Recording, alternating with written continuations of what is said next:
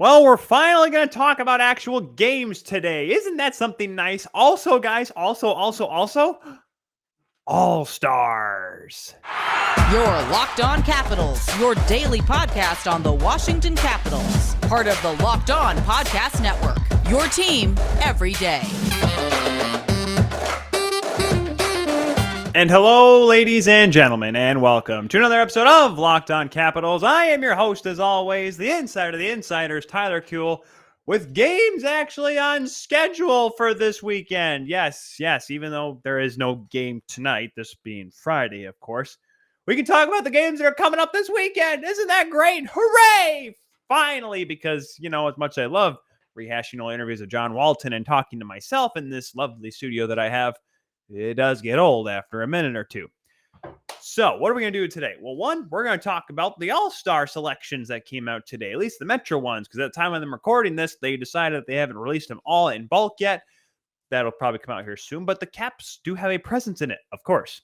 And we'll also talk about the games coming up this weekend. The Islanders on Saturday, Canucks on Sunday. I'm watching the Canucks right now taking on the Tampa Bay Lightning. So their record may be miscued from what you hear, but that's okay. You pretty much get a gist of how the team has played, especially since how they played since Bruce Boudreau has been there. So we'll get to all that and more because there was some news that came out of practice on Thursday in particular.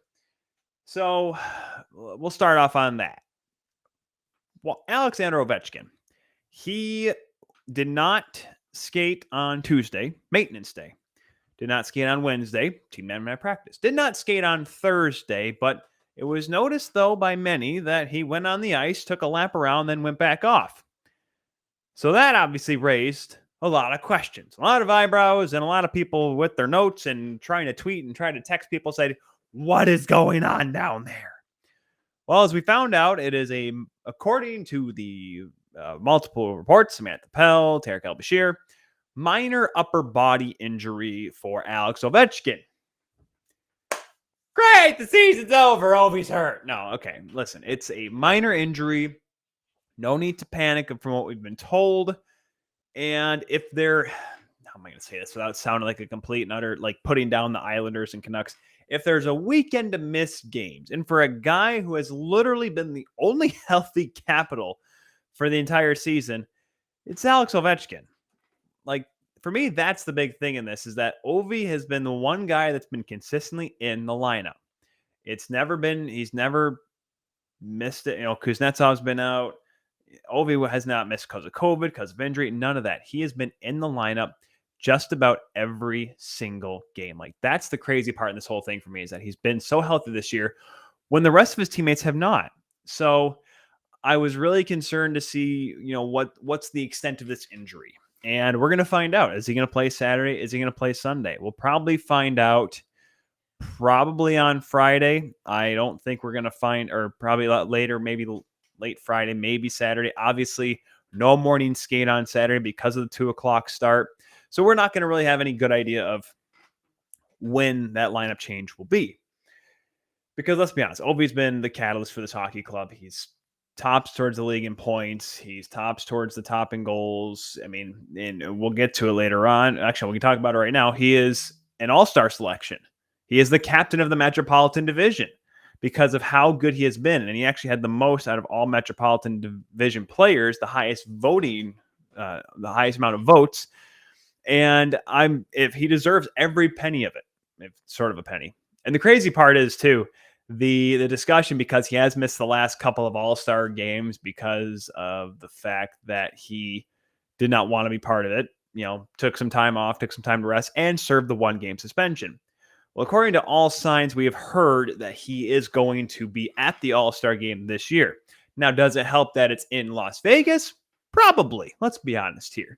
He's not a young gun that feels like he needs to go to every All-Star game, Yeah, because I need to go to Raleigh. I need to go to Ottawa and Montreal and whatever. He's like, oh, you know what? It's Vegas. I can bring the wife there. I don't know about the kid, but we can have some fun, go and celebrate the good game of hockey. And man, he deserves being the All-Star. I'm hoping that this injury is not serious, because you really hope not. You really hope he's okay, because boy, it's going to be a real tough go for the Caps if he doesn't get going. I know he's not been scoring goals lately. We talked about that. But the thing is that he's still producing. He's having one of his best assist year. Gosh, assist plural is a very tough word to say. But that's the truth, though. He's being a real complete offensive weapon for this team. He's finding a way to put the puck in the back of the net, as he has had for the most of his career, as well as finding a way to set up the goals as well. We saw in that power play goal the other night, he sets up Kuznetsov because he's the one feeding him the one-timer pass, not the other way around. So that's what really made him an all-star this year. I mean, it's rarity that we really have to discuss, how he needs to be, or how Ovechkin needs to be a better player. Like, we've rarely had to say that, or he's ever been a guy that's not worthy of being an all-star selection. We've rarely ever said that. And I'm really excited to see what he does this year, especially in Las Vegas. I don't know how they're going to do the events or whatever. We haven't heard the list yet, but let's look at by the way, his 13th All-Star game selection, which is a franchise record, shockingly enough. Let me trying to make sure. Someone tweeted out the full Metro Division lineup. Have they released the full thing yet? I don't think they have. Where was it? I literally just saw it. And of course, everyone's complaining that Alex Ovechkin is not going to be playing in the All-Star game because of how he is. By the way, there are a total of 7, 1, 2, 3, 4, 5, 6, 7, 8. Oh, that's Central Division. I'm looking for the vote-in players. Here we go. The NHL has started to release the rosters. That's what we're talking about. Right as we're recording, of course. So the Metropolitan Division roster is as follows. Frederik Andersen will be one of the goaltenders, as will Tristan Jarry, the Pittsburgh Penguins. And they're going to also have Sebastian Aho from the Carolina Hurricanes, Zach Werenski on defense from the Blue Jackets. Okay, Jack Hughes, of course, from the New Jersey Devils. Adam Pelech has been the only New York Islander selected. Adam Fox and Chris Kreider for the New York Rangers. Claude Giroux of the Philadelphia Flyers. Alex Ovechkin, the lone player from the Caps as of right now, but however, he is going to be the captain. As we had mentioned, there are a few vote-ins, and the one big vote-in, obviously, for you folks at home that can vote him in, last man in, and that is Evgeny Kuznetsov. He is one of the remaining players involved. I don't know the full list of last man, and they don't have that released yet on the Metro side, but one of them certainly is Evgeny Kuznetsov. And I'm kind of interested. I'm interested to see, if he gets in or not, because Kuzi's had a great year. There's a reason why he's the second leading scorer on this team.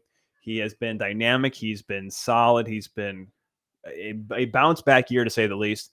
So, you know what? If you have your cellular device when they open up the ballots, go ahead and vote for him, because why not? Let's get more Caps in there, because you have 2 Carolina Hurricanes and 2 Rangers. I mean, it's tough. It's tough for the way that's set up now, obviously, because, we complain there's 2 Rangers and there's 2, and then there's 2, Hurricanes and whatnot. But I'm like, this would be the same thing if it was the full Eastern Conference and the full Western Conference. By the way, they also did release the sweaters for the All-Star game. And I'll tell you right now, I'm a fan of them. I'm one of those people that's a little old school. I've for example, I'm a fan of the early 2000s, like the red with like the stripe going across when it was North America versus the world. I thought those were really cool. But these ones kind of harken back to the late 90s. So I'm trying to make sure I don't date myself here. If I was dating myself, I'd go, remember the Campbells and the Wales conference ones back in the day, the orange and black, when they just went with the logo or the colors of the NHL logo at the time. But in the 90s, they started to change. They had like I believe the West, Western Conference, when they officially named it East and West. The Western Conference had the purple with the black, and it was in the shape of a star. And then the Eastern Conference was the teal and the white. And then they went to the North American World, and they did like this off dark red and this navy-esque blue. And for some reason, it was first of all, it was a change. That was nice. Everyone likes a little bit of change, especially the All-Star sweaters, because I'm one of those guys that, likes when you kind of add some local flavor to it. And I really liked them. And I'm like, that's kind of neat. And then they came up with the striped ones. shortly thereafter in the early 2000s. And then the one year, the Minnesota Wild ones, I thought those were cool. Personally, I always thought they should go back to that idea. But, it kind of harkens back to the old ones. And because I'll be honest, they got really the flying colorful ones a couple years back, and it kind of got a little wonky. So I thought to myself, let's calm it down. And this is a good way to do so. Kind of go back to the old school. I would like them to one day go back, and I know we've already passed the 100th year of the NHL, because the 75th year they did the original NHL All-Star sweaters back when you just take the Stanley Cup champion and have them play against the All-Stars, which was this red and blue. You have to look it up online. I can't post it on here, but it's pretty neat. And I think maybe one day they go back to that. I think that'd be pretty cool. So with that, we'll move along here. We'll get to the weekend matchups here. We'll first talk about the Islanders for the Saturday game, and obviously the Canucks, who are just taking on Tampa right now. That puck just dropped in Tampa. Vancouver's in the middle of their East Coast swing. That game is on Sunday. But first, guys, it is the new year, so that means New Year's resolutions. And if yours is about getting fit or eating healthier, make sure you include Built Bar in your plans. Built Bar is the protein bar that tastes like a candy bar and maybe even better than a candy bar. Built Bar also makes it easier to stick to your resolution because it tastes so good you'll want to eat it, unlike other protein bars, which can be chalky or waxy or just taste like a chemical spill. So here's an idea for the new year. Go to all your secret treat stashes at home, in the pantry, at the office, in the car, wherever. Throw out all those sugary or calorie-filled treats and replace them with Built Bars. So when you're craving a snack or treat, you can reach for something that's healthy and tastes incredible. Even if you're not a huge fan of working out, you can at least eat something that tastes good and is good for you. That way, when you enjoy a delicious Built Bar, you can almost count it as a workout. So go to Built.com right now and use LOCKED15 to get 15% off your order at Built.com. Once again, Built.com. Use the promo code LOCKED15 for 15% off at checkout. So the matchups this weekend, the New York Islanders, by the way, Tampa just scored. Holy cow, that power play is lethal. Steven Stamkos, by the way, in case you're curious at home. The New York Islanders, this is a year for them that it makes sense if they gave up, right? Like if they honestly wanted to kick the can and call it a day, like you'd understand. They are far behind. Yes, they do. They have a lot of games in hand, 100%. This is a team that had an extremely light schedule early on because of the fact that they had all of their road games early on. The NHL wanted to space them out so they could come home and hang out in their homes in New York there before having to hit the road again. And unfortunately, adding that with now having postponed games, and the Islanders were one of the first couple of teams to have a pause prior to Christmas, of course, back in November. And it really started, turn their season in a bit of a tailspin right now. They are obviously last in the Metropolitan Division. They've only played 28 games, which is the least amount of games played. The closest one is I'll make sure that's right. The Ottawa Senators, that's correct, have only played 29 games so far. So the Islanders most, but not by much. They are last, though, with 26 points, which is not the worst in the league. That is being held now by the Montreal Canadiens, who have been surpassed by the Arizona Coyotes after the Coyotes beat the Leafs on Wednesday night. I had to make sure I got my days right. I'm like, Wednesday? Yeah, Wednesday night. And it's tough because this is a team that has struggled at home. They've struggled on the road, but they're starting to play a little better. I mean, they've won 5 of their last 10 games. They're 5-2-3 during that stretch. They've won, like I said, they've won their last 2, and they do play the New Jersey Devil. They did play them on Thursday night. At the time I'm recording this, they're about to start the game, so I will not have the results for that. But they beat the Oilers on last Saturday in overtime.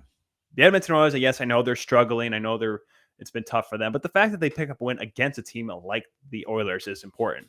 They beat the Sabres. I know the Sabres aren't great, but that's still a tough team to play. And they also had a close game before that against the Vegas Golden Knights. Like they've won 4 of their last 6 games.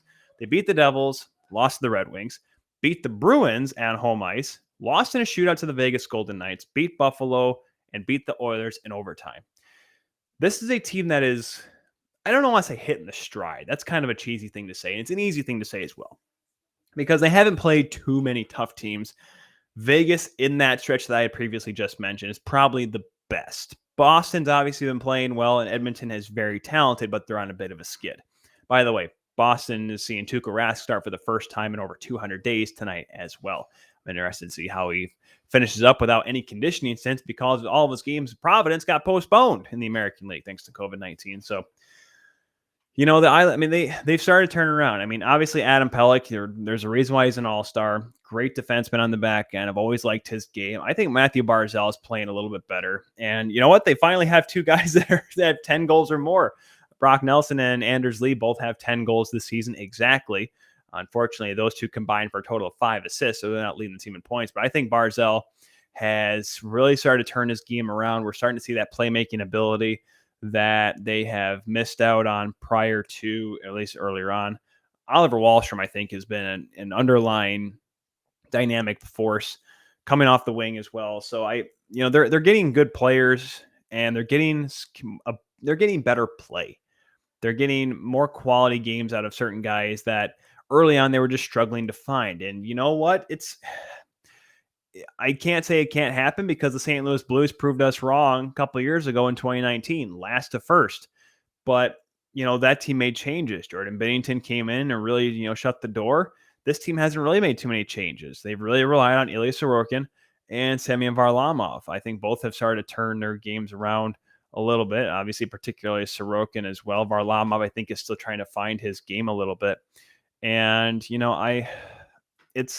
it's going to be a grind for this team if they want to get back into playoff contention, let alone actually making it into the playoffs. Because, while we mentioned how the Caps are slumping and they're back to third and, teams are creeping up behind them, the Pittsburgh Penguins for that matter, that's just kind of how tough it is because while the Devils have been struggling at times, they're still a tough team to play against. The Flyers are still at times a tough team to play against. Let's look at the recent games here for Ilya Sorokin. He did pick up the win against the Oilers, where the Oilers only got 19 shots on goal. Hey, something's wrong there. But you look at the game against Detroit, they lose 2-1. He stops 37-39 did Sorokin. Stops 31-34 in the shootout loss to the Golden Knights and 30 saves in the wins against New Jersey and Ottawa. So he's been playing really well, Sorokin. I've really been impressed with his play. Varlamov obviously getting his second win recently too. So this team is coming around. This team is coming around at the right time, got the right people involved in. And Barry Trotz, listen, we know he's a winning coach. He started a team in Nashville from scratch, got them to be a playoff contender and a really tough team to play against in the playoffs. Took the Washington Capitals from this gun-ho offensive team that couldn't keep the puck out of the net all of a sudden to this defensive stalwart that was able to hold on to win a Stanley Cup thanks to their defense that they had on the back end. Obviously helped when you have guys like Brooks Orpik on the back end, and you have guys like Devontae Smith-Pelly cashing in and whatnot. Guys that you need like that in the playoffs. They got that in 2018, and that's because of Barry Trotz's model. And now the first few years with the Islanders, he took that team who was reeling after losing John Tavares to back-to-back conference final appearances, and we all picked them to be there again and possibly actually finally beat the Lightning to make it to the Stanley Cup Finals. Will it happen? Going to be tough, but if this team gets going like we know that they can, watch out. Islanders will be a tough team. Once again, that's 2 o'clock puck drop tomorrow at UBS Arena. So that'll be a fun one for sure. We'll get to the game on Sunday here in just a moment against the Canucks. We'll kind of look at them and see how they've been doing lately as well. But first, guys, I got to remind you that BetOnline would like to wish you a happy new betting year as we continue the march to the playoffs and beyond. BetOnline remains the number one spot for all the sports wagering action for 2022. New year and a new updated desktop or mobile website to sign up today to receive your 50% welcome bonus on your first deposit. Just use the promo code LOCKEDON to get started. From football, basketball, hockey, boxing, UFC, right to your favorite Vegas casino games, do not wait. Take advantage of all the amazing offers available for 2022. BetOnline is the fastest and easiest way to wager on all of your favorite sports. BetOnline, where the game starts. Before we get too far, let's do actually, that's what we'll do. We'll do the Canucks first, and we'll get to the scores of the weekend. Because, guys, unlike the last time I tried to do a PHF preview, there were so far no postponements. Knock on wood. Yeah. The Vancouver Canucks. The Bruce There It Is team. I'm going to call them the Bruce There It Is until I've been proven otherwise. This team has won 8 of the last 10 games. They are still, though, yes, I know, they're still 7th in the Pacific. I understand. But that just tells you how bad they were at the beginning of the year. That they go from when you win 8 games in a 10-game stretch, they won their first 8 games. They have one overtime loss in that time as well. This team has found something. Thatcher Demko has had some great games in the last stretch. And, of course, you're having guys step up that need to step up. Elias Pettersson has stepped up. And Bo Horvat has stepped up. JT Miller, I mean, even going back to when Travis Green was still coached, JT Miller was still a very good player and was probably the leader on this team. But now you're getting the right guys coming in when you need it most. Quinn Hughes, I think, is desperate to get back on the right track because he had an abysmal start to the year, I would say. Connor Garland was obviously the big pickup from Arizona. I know Oliver Ekman-Larsson came in, but that was literally just Bill Armstrong saying, I need you to, if you want our best player, yes, Clayton Keller, you're not the best player. Carl Vejmelka is the best player in Arizona right now. Let's talk about that later. But Connor Garland's their best player. You want to take him, you got to take this contract. And there's a reason why Jim Bain's no longer the GM right now, folks. But listen, he's starting to get in the right pack. I think Brock Besser has more to give. But then again, I've been saying that for a few years. But that's what the growing pains of this team. By the way, Brock Besser is still only 24 years old. And I know it's at that stage where you say he's got to be showing that he's something now. I think he has enough potential to still reach. But, Niels Höglander has played well. And I think Alex Chason is still a viable candidate to be something on. And if you get into that point where you are a team that's competing for the playoffs, you're going to need a guy like Alex Chason. And Tanner Pearson has been good. And Tyler Myers is, he hasn't scored a goal yet this year, but he has 10 assists. I'm not saying he has had offensive resurgence, but, he's one of the older guys on the team. He's only 31 years old. Oh, my gosh, I'm old. I remember when he came in with Buffalo, and I'm thinking to myself, this guy's going to be something here. Then he went to Winnipeg, and I'm like, he's going to be something here. And then he went to Vancouver. I'm like, yeah, he's still got something left. And I'm looking at myself, I'm thinking he's 35, 36 years old, and he's only 31. My goodness.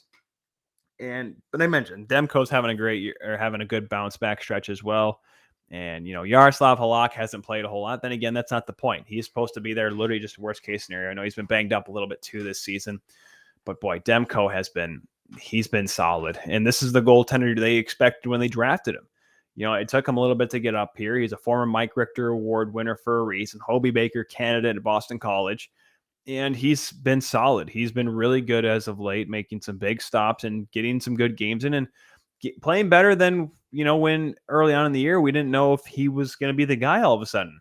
We saw it last year when Jacob Markstrom left and he was all of a sudden the number one guy. And we're like, this is it. So good to see him have a bounce back here. Once again, that's another 2:00 game. That game, though, at Capital One Arena on Sunday. So right in the middle of your football schedule, make sure you have the Caps and Canucks on your television.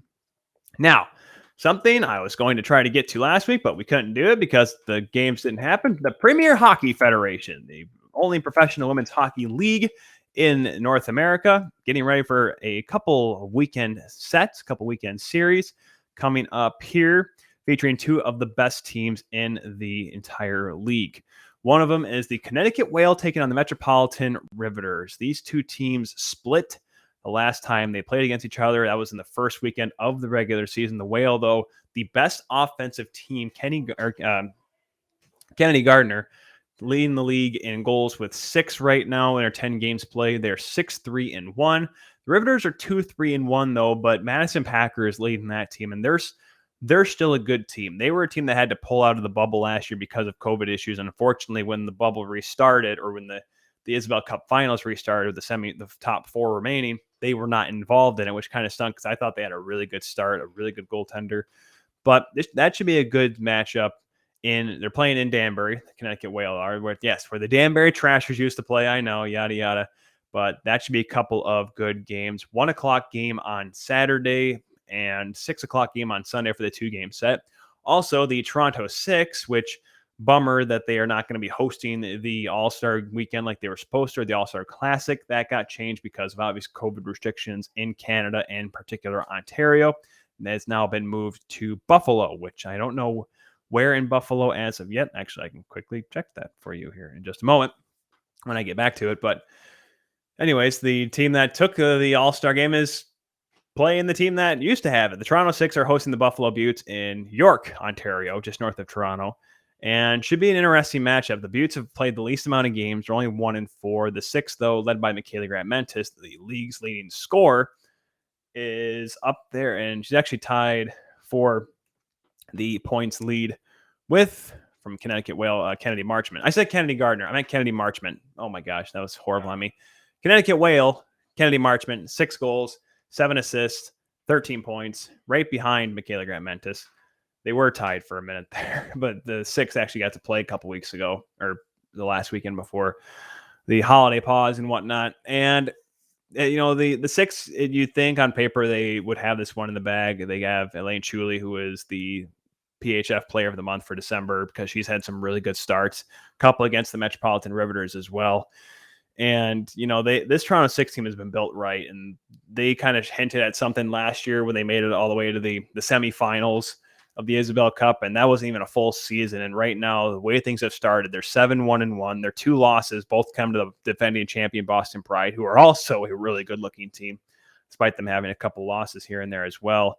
Those should be good games. Both those games, Saturday and Sunday, both those at 2 o'clock. So if you really want, make sure you have your football on one screen, Caps and Canucks on the other, and on ESPN Plus, you have the Toronto Six taking on the Buffalo Beauts. There you go. Hockey, football. You have a perfectly good balance on your televisions. If you have 3 of them, of course. Me, I have 2 TVs. I have 3 laptops. My wife's I could kind of use, but it kind of stinks. So I could have like 6 games on at once. I'm not sure if my Wi-Fi though could support that. Let's be honest here. So with that, I think it's a good way to wrap this week up, eh? Monday, I will be on location. Remember I told you I was going to be in Colorado Springs? Well, no, not going to be doing that. Unfortunately, Colorado College had too many positive COVID cases. So I'm actually going to be in Detroit, my buddy's house, doing the show because I ended up having to do some stuff. Well, I'm doing a showcase. I'm doing a hockey tournament out there. I thought, why not? Why not go have some fun with it? So it'll be nice to hang out with my buddy Thomas, a friend of my old show, Thomas Biondo, broadcasting colleague of mine. Maybe I'll goad him into doing the show with me. We'll have to wait and see. I don't know if he's big on doing a Washington Capitals show, especially during football. He'll be like, what are you doing? So anyways, that is it for this edition of Locked On Capitals. Make sure you follow us. What the heck? Oh, why are you throwing socks at me for? In the living room. Oh, whatever. I left my socks apparently in the middle of the living room, guys. Anyways, follow us at Locked On Caps on Twitter before my wife throws another pair of socks at me. Follow me, the Insider's Tyler Kuehl, at TJKU29. We'll see you all on Monday from Detroit on Locked On Caps.